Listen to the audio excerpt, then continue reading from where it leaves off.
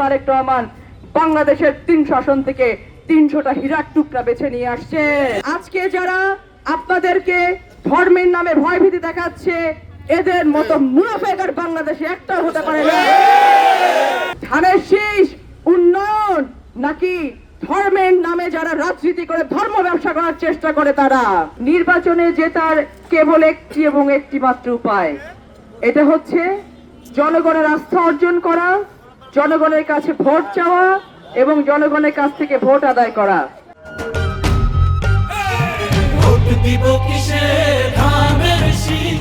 তোমার আমার মার্কা, তোমার আমার মার্কা, ভোট দিব কিসে? এই পরিবর্তিত বাংলাদেশের জন্য একজন যোগ্য মানুষ দরকার, যেই যোগ্য মানুষ আমার লালপুর বাগাতিপাড়ার পরিবর্তন আনতে পারবে। আপনারা কি লালপুর বাগাতিপাড়াতে সে পরিবর্তন চান? আমাদেরকে মনে রাখতে হবে, নির্বাচনে জেতার কেবল একটি এবং একটি মাত্র উপায়, এটা হচ্ছে জনগণের আস্থা অর্জন করা, জনগণের কাছে ভোট চাওয়া এবং জনগণের কাছ থেকে ভোট আদায় করা।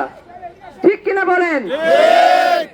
এজন্য এখন থেকে শুরু করে প্রতিদিন, প্রতিক্ষণ, প্রতি মুহূর্ত আমাদেরকে একজন করে ধানের শীষের প্রার্থী হয়ে ধানের শীষের প্রতীকের পক্ষে ভোট চাইতে ঘরে ঘরে মানুষের কাছে যেতে হবে এবং ভোট প্রার্থনা করতে হবে।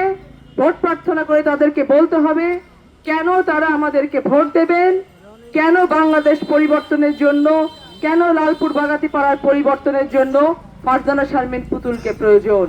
কারণ তিনি জানেন, তারা জানেন যে লালপুর বাগাতিপাড়াতে যে উন্নয়নের ধারা বন্ধ হয়ে গিয়েছিল, যে উন্নয়নের ধারা শুরু করেছিলেন মরহুম জননেতা ফজলুর রহমান পটল, সেই উন্নয়নের ধারাকে, সেই উন্নয়নের চাকাকে আবার যদি ঘোরাতে কেউ পারে, তাহলে কেবল এবং কেবলমাত্র ফারজানা শারমিন পুতুল পারবে। আমাদের নিজেদের জন্য একটি নিরাপদ লালপুর বাগাতিপাড়া চাই, আমাদের মা বোনদের জন্য সম্মান চাই, আমাদের সন্তানদের জন্য চাকরি চাই, আমরা নিজেরা ব্যবসা বাণিজ্য করে খেতে চাই। আমরা চাই আমাদের ঘরের প্রতিটি সন্তান যেন আমাদের জন্য সম্পদ হোক এবং দেশের জন্য সম্পদ হোক। এবং এই কাজগুলো করার জন্য একজন যোগ্য মানুষের দরকার, একজন সৎ মানুষের দরকার। আমার আজকে সারাদিন কানে এসেছে বিভিন্ন জায়গাতে কারা নাকি মাইকিং করছেন, তারেক রহমান ভুল করছে, আপনারা ভুল করেন না। বাংলাদেশে কত বড় কামেল মানুষ হয়ে গেছে যে তারেক রহমানের ভুল। ধানের শীষ উন্নয়ন নাকি ধর্মের নামে যারা রাজনীতি করে ধর্ম ব্যবসা করার চেষ্টা করে, তারা আজকে যারা আপনাদেরকে ধর্মের নামে ভয়ভীতি দেখাচ্ছে, এদের মতো মুনাফেক বাংলাদেশে একটাও হতে পারে না।